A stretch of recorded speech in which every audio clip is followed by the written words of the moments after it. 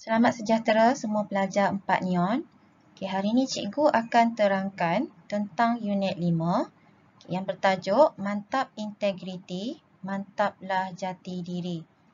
Okay, untuk unit 5 pada hari ini, cikgu akan sentuh berkaitan 3 standard kandungan iaitu 5.1, 5.2 dan 5.3.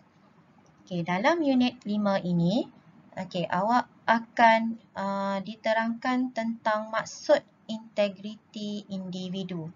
Okay, pernah dengar tak apakah maksud integriti? Okay, pernah jumpa tak perkataan ini? Okay, cikgu pasti ramai yang dah pernah jumpa dan tahu apakah maksud integriti. Okay, dalam unit 5, okay, ada 5 cadangan nilai okay, yang awak boleh masukkan. Okay, dalam unit 5 ni ada 5 cadangan nilai. Okay, 5 nilai ini hanyalah cadangan sahaja. Tetapi sekiranya ada nilai lain yang berkaitan yang boleh dimasukkan, okay, tak ada masalah. Okay, awak boleh masukkan. Okay, nilai pertama ialah kepercayaan kepada Tuhan. Nilai kedua, kejujuran. Nilai ketiga, harga diri. Nilai keempat, kerajinan. Dan nilai kelima, bertanggungjawab. Okay. So, apakah integriti individu? Okay. Untuk integriti individu, okay, ada 3 skop okay, yang boleh menerangkan apakah integriti individu. Okay, yang pertama, integriti individu ialah sifat jati diri yang merangkumi kejujuran dan keikhlasan. Yang kedua, integriti individu juga merupakan penghayatan dan pegangan teguh terhadap ciri dan nilai positif. Penghayatan dan pegangan teguh. Berpegang teguh kepada ciri dan juga nilai-nilai positif dalam diri seorang individu. Dan skop ketiga, integriti individu ialah ketulusan, keutuhan dalam perlakuan dan pemikiran. Okay, jadi untuk integriti individu merangkumi 3 skop ni. Ya, 3 skop ni lah. Okay, contohnya yang pertama tadi kita ambil dia punya kata kunci ialah sifat jati diri. Di mana dalam diri individu tu adanya kejujuran dan keikhlasan. Okay, yang kedua, okay, dalam diri seorang individu tu adanya penghayatan dan pegangan yang teguh, kuat. Okay, berkaitan dengan ciri-ciri dan nilai yang baik iaitu nilai positif. Dan yang ketiga, adanya ketulusan. Ketulusan ni lebih kepada jujur. Keutuhan. Keutuhan maknanya berpegang teguh atau kuat. Okay, dalam perlakuan dan pemikiran. Di mana setiap perlakuan dilakukan dengan memikirkannya dulu. Okay, sebelum melakukan sesuatu. Okay, cuba perhatikan situasi di bawah. Okay, awak boleh nampak ada 4 gambar. Okay, gambar tempat. Okay, nyatakan contoh amalan integriti di tempat ini.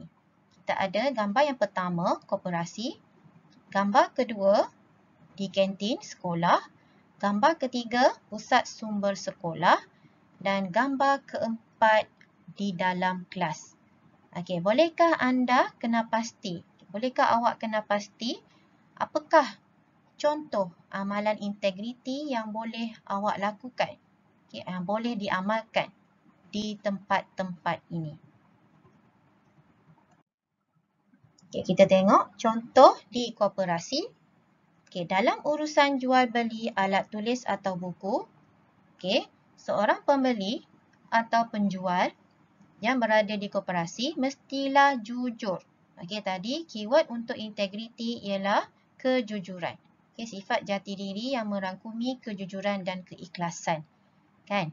So, keyword dekat sini ialah jujur. Okay, mesti jujur. So, di koperasi, seorang pembeli, iaitu pelajar, dan penjual, okay, sama ada guru koperasi ataupun pelajar yang bertugas di koperasi, mestilah jujur dalam urusan jual beli alat tulis atau buku di koperasi. Okay, itu melambangkan amalan integriti. Okay. Yang kedua, di kantin sekolah, okay, amalan integriti yang boleh diamalkan antaranya ialah beratur semasa membeli makanan dan minuman. Okay, bukannya berebut-rebut, okay, semasa membeli makanan dan minuman. Yang kedua, okay, selepas awak makan, okay, perlu meletakkan bekas makanan dan minuman ke dalam besin dan buang sisa makanan ke dalam tong sampah. Okay, ini adalah contoh amalan integriti di kantin. Okay, di pusat sumber pula, okay, contoh amalan integriti ialah senyap, okay, ketika berada di pusat sumber. Okay, di dalam kelas, okay, tidak meniru semasa peperiksaan dan tidak bising semasa guru mengajar. Okay, seterusnya, apakah kepentingan integriti individu? Okay, di sini, cikgu senaraikan ada 8 kepentingan. Okay, 8 kepentingan. Okay, so daripada 8 ni, okay, awak perlu hafal. Okay, awak perlu fahamkan sekurang-kurangnya 3. Okay, untuk jawab soalan sekiranya ditanya. Okay, sekurang-kurangnya 3. Okay, kalau kata untuk esei pula, lebih daripada 3 pun boleh. Okay, bergantung kepada kepentingan integriti individu yang berkaitan. Okay, kita tengok yang pertama. Okay, kepentingan yang pertama, melahirkan modal insan yang berbakti kepada negara. Okay, yang kedua, okay, bila seorang individu ada integriti, okay, individu tersebut akan mendapat keyakinan dan kepercayaan daripada orang lain. Okay, seterusnya, menjamin hasil kerja yang berkualiti. Okay, hasil kerja yang akan lebih berkualiti. Yang keempat, memelihara, memperkasa imej diri dan keluarga, di mana maruah diri dan keluarga awak akan dapat dipelihara sekiranya adanya integriti dalam diri seseorang individu. Okay, seterusnya, okay, dapat meningkatkan kualiti diri. Kualiti diri dalaman diri awak untuk pentadbiran yang lebih cekap. Yang keenam, melahirkan individu yang berpegang tinggi kepada prinsip moral dan etika. Okay, maknanya untuk melahirkan seorang yang bermoral dan beretika. Yang ketujuh, okay, dapat mengelakkan diri daripada penyalahgunaan kuasa. Contohnya, okay, awak ialah seorang pengawas di sekolah. So, sebagai seorang pengawas yang berintegriti, okay, awak patut melaksanakan tanggungjawab awak di sekolah, okay, dengan menjaga, okay, kawalan disiplin pelajar lain. Contohnya, awak ditugaskan untuk bertugas di kantin. So, jika ada rakan awak yang melanggar peraturan sekolah di kantin, okay, awak sepatutnya menegur. Okay, walaupun dia ialah kawan awak sendiri. So, kat situ tak adalah kata awak menyalahgunakan kuasa. Okay, adanya integriti dalam diri awak. Seterusnya, membentuk kepribadian individu dan jati diri bangsa. Okay, apakah kesan, okay, ataupun implikasi, okay, jika adanya perbuatan individu yang tidak berintegriti? Jika ada individu yang tidak berintegriti, apakah kesan perbuatan individu tersebut kepada diri? Yang kedua, terhadap keluarga apa jadi? Dan kepada negara, apa yang boleh berlaku? Okay, apa kesan? Okay, yang pertama, untuk diri sendiri, jika seorang individu itu tidak berintegriti, dia akan menjatuhkan maruah diri sendirilah. Okay, maruah dirinya akan terjejas. Dan bila berlakunya kesan tersebut, okay, automatically ataupun secara terus orang lain tidak akan yakin dan percaya kepada individu tersebut. Okay, pada keluarga, apa jadi pada keluarga jika ada individu yang tidak berintegriti? Contohnya, okay, seorang anak yang memecahkan ataupun membocorkan rahsia keluarga kepada rakan. Dia mengaibkan keluarga sendiri. So, apa yang berlaku? Anggota keluarga akan malu. Dan seterusnya, hubungan antara anggota keluarga akan terjejas dan semakin jauh. Okay. Kepada negara, okay, contoh, okay, bocorkan rahsia negara ataupun okay, membocorkan rahsia ataupun akta rahsia rasmi yang berkaitan dengan peperiksaan. Bocorkan soalan peperiksaan. Apa jadi?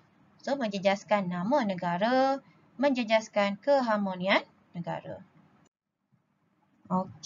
So kita dah lihat tadi, untuk unit 5, ada 3 standard kandungan yang telah diterangkan.